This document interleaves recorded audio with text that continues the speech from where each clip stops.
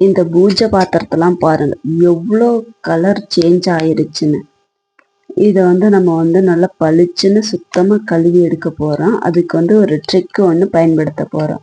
அதை பற்றி தான் இன்னைக்கு பார்க்க போகிறோம். பூஜை பாத்திரமெல்லாம் எப்படி பளபளன்னு கழுவி சுத்தம் பண்ணுறது. எவ்வளோ கருப்பாயிருச்சு கிட்டத்தட்ட இது. ஆனால் 15 நாளைக்கு மேலே தாங்குது. 15 நாளுக்கு மேலே வரைக்கும் இது தாங்குது. நல்லா பளிச்சுன்னு வருது. ஆனால் 10 மாசத்துல 2 டைமாவது நம்ம வாஷ் பண்ணிடுறோம் நம்ம பூஜை பாத்திரத்தை. இங்கே பாருங்க, நம்ம கழுவ ஆரம்பிச்சாச்சு. ஃபர்ஸ்ட் ஒரு அகலமான பாத்திரத்துல நல்லா தண்ணி எடுத்துக்குவோம் பாத்திரம் ஃபுல்லாக. இது லெமன் சால்ட் அப்படின்ற ஒரு பொருள். இது நான் பெரிய பெரிய கடையிலெல்லாம் போய் தேடினேன். இந்த பேரை கேட்டுட்டு நான் பெரிய பெரிய கடை ஃபுல்லாக போய் தேடினேன். ஆனால் நான் தேடின எந்த கடையிலையுமே எனக்கு கிடைக்கல. சாதாரண நம்ம வீட்டு பக்கத்துல இருக்க ஒரு மளிகை கடையில தான் எனக்கு இது கிடைச்சிச்சு. நானும் கேட்டேன், சும்மா சும்மா போய் கேட்டுக்கிட்டே இருப்பேன் அவங்க கிட்ட. ஆனா இருக்கா, நான் பாக்குற கடையில எல்லாத்துலயும் கேட்டேன், இந்த மாதிரி லெமன் சால்ட் பவுடர்னு ஒண்ணு இருக்கானா அப்படின்னு சொல்லி கேட்பேன். நான் கேட்குற எந்த கடையிலுமே இருக்காது. பெரிய பெரிய டிமார்ட்டு, ஸ்டார் பஜாரு, ராயல் மார்ட் அப்படின்னு சொல்லி ஏகப்பட்ட கடைக்கு போய் கேட்டேன். பட் ஆனா எனக்கு எங்கேயுமே கிடைக்கல. சரி, இந்த கடையில இருக்க போகுது அப்படின்னு சொல்லிட்டு பக்கத்துல ஒரு மளிகை கடை இருந்துச்சு. அங்க போய் நான் கேட்டேனா, இது மாதிரி ஒரு பவுடர் இருக்காமே, எனக்கு வேணும் அப்படின்னு சொல்லி கேட்டேன். ஓ இருக்குமா அப்படின்னு சொல்லி சொன்னாங்க. அது 100 கிராம் 30 ரூபாயிலிருந்து 40 ரூபா 50 ரூபா வரைக்கும் இருக்குது. ஓகே, எனக்கு ஒரு 100 கிராம் போல கொடுங்க அப்படின்னு சொல்லிட்டு நான் ஒரு 40 ரூபாய்க்கு வாங்கினேன். அது ஒரு ஒரு இடத்துலயும் ஒவ்வொரு மாதிரி ரேட்டு. சரின்ட்டு நான் நல்லா வாங்கிட்டு வந்துட்டேன். இது எல்லா பாத்திரத்தையும் விளக்கு ஃபுல்லா எடுத்துட்டு அதுல இருந்த எண்ணெய் பிசுக்கு எல்லாத்தையும் எடுத்துட்டு அந்த தண்ணி ஃபுல்லா போட்டு அதுக்குள்ள நல்லா மூழ்க வச்சு நிரப்பி வச்சுட்டேன். நான் எப்பயுமே இந்த விளக்குல பயன்படுத்துற திரி மீதம் இருந்துச்சுன்னா அதை தூக்கி எறியாம அதை பயன்படுத்துற மாதிரி செஞ்சுக்குவேன். அந்த ஒரு பாக்ஸ்ல போட்டு வச்சோம்னா அது பின்னாடி ஒரு நமக்கு திஷ்டி கழிக்கிறதுக்கு பயன்படுத்தலாம் அப்படின்னு சொல்லிட்டு ஒரு அம்மா எனக்கு சொன்னாங்க. சரின்ட்டு அதை நான் எடுத்து வச்சுக்கிறது. கிட்டத்தட்ட சரி, நம்ம யூஸ் பண்றது சபினா பவுடரும் இந்த பிதாம்பரியும் பயன்படுத்தி இதை நம்ம வாஷ் பண்ணி எடுத்துக்குவோம். இதை நம்ம எவ்வளோ நேரம் அந்த வாட்டர்ல போட்டு இதை யூஸ் பண்ணி ஊற வைக்கிறோமோ, இந்த லெமன் சால்ட் பவுடரை போட்டு நம்ம ரொம்ப நேரம் வரைக்கும் ஊற வச்சு அதுக்கப்புறமா தான் பயன்படுத்தணும். உள்ள போட்ட உடனே நம்ம எடுத்து பயன்படுத்திட முடியாது. நான் மினிமம் 1 ஹவருக்கு மேல நல்லா ஊற வச்சிடுறது. எப்பயுமே 1 மணி நேரத்துல இருந்து 2 மணி நேரம், 2.5 மணி நேரம், அது எவ்வளவு அது ஊறுற வரைக்குமே அது பெனிஃபிட் தான். இது இப்ப 2 மணி நேரம் கழிச்சு நம்ம பாக்குறோம். நல்ல ஓரளவுக்கு பார்க்கும் போதே சூப்பரா கலர் சேஞ்ச் ஆகிருக்குது. அந்த முன்ன இருந்த கருப்பு கலர் இருக்கும். இப்ப பார்க்கவே விளக்கெல்லாமே ஓரளவுக்கு கலரே நம்ம அதுல ஊர்னதே ஒண்ணுமே பண்ணவே இல்லை, நம்ம தேய்க்கவே இல்லை, இப்பதான் தேய்க்க ஆரம்பிச்சிருக்கோம். அது பார்க்கும் போதே அதோட கலர்லாம் தெரியுது.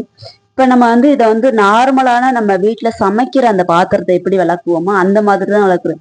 ப்ரெஷர்லாம் கொடுத்து விளக்கவே இல்லை. என்னால அந்த அளவுக்கு ப்ரெஷர் போட்டு அழுத்தி விளக்க முடியல. இதுக்கு முன்னாடி அரிசி மாவு, கல்லு உப்பு, புளி வச்சுதான் தேய்ச்சி விளக்கிக்கிட்டு இருந்தேன். அது ரொம்ப இயற்கையான பொருட்கள். சரி, நம்மளும் எதுக்கு கெமிக்கல்ல ஆட் ஆகணும் அப்படின்னு சொல்லிட்டு நான் அதை பயன்படுத்தி இருந்தேன். ஆனா அது என்னால ரொம்ப தேய்ச்சி விளக்குற மாதிரி இருந்துச்சு. எனக்கு கை அந்த அளவுக்கு தேய்க்க வர மாட்டேன்ருச்சு. அந்த அளவுக்கு போட்டு தேய்ச்சிட்டே இருந்தா அப்புறம் 2 நாளைக்கு வரைக்கும் கை வலிக்கும்.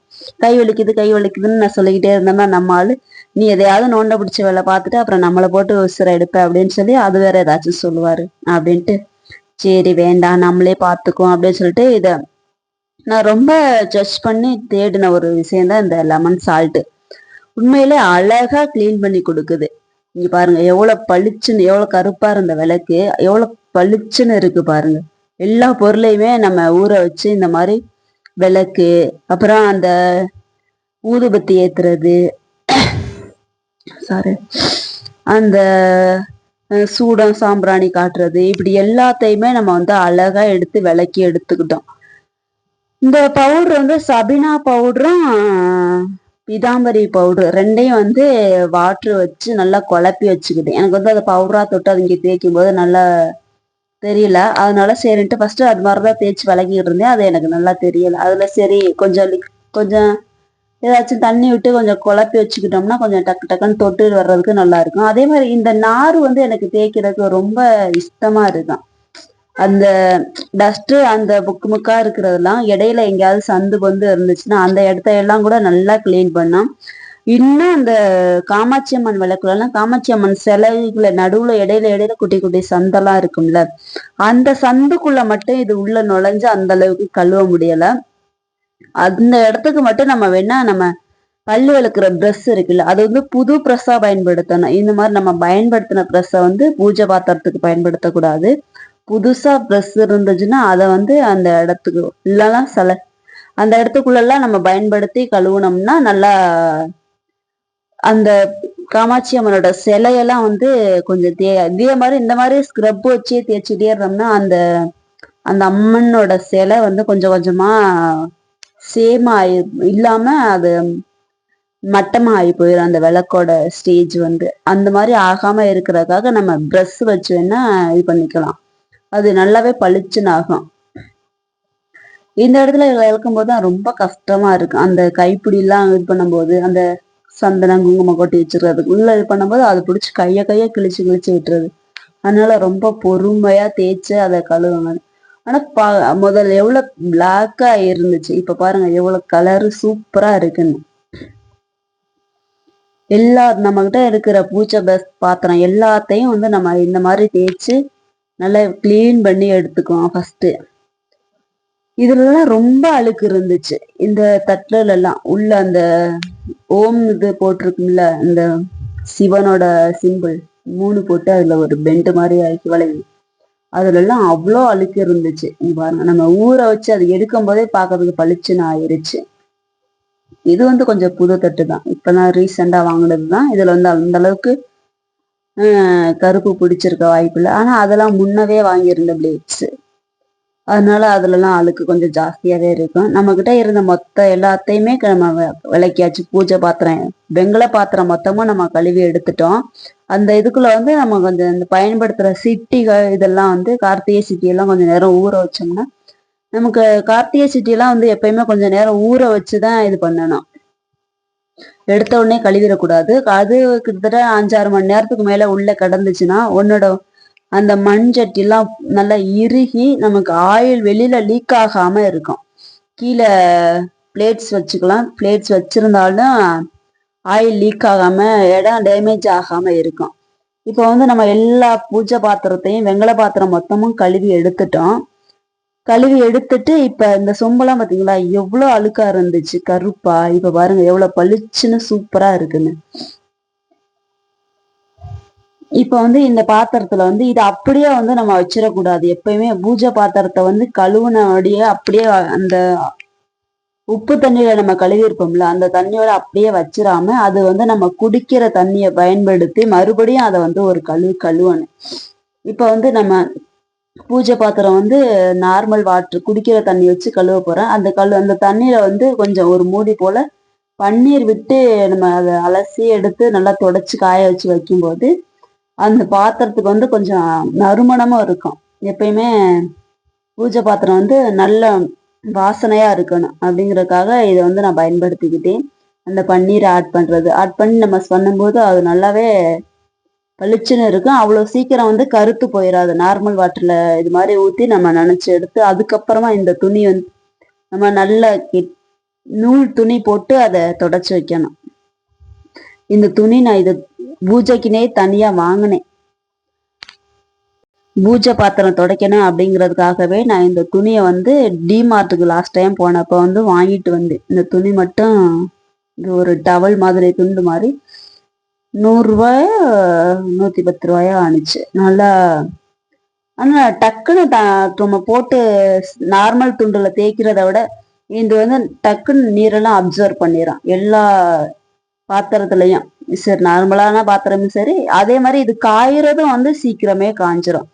அதுல டஸ்ட் எங்கேயாவது சப்போஸ் நம்ம கைப்படாத இடத்துல வந்து போகாத இடத்துல கொஞ்சம் இதா இருந்துச்சுன்னா இந்த துணியை விட்டு நம்ம இது பண்ணும்போது உள்ள விட்டு துடைக்கும் போது நல்லா கிளீனா எடுத்துட்டு வந்துடும்.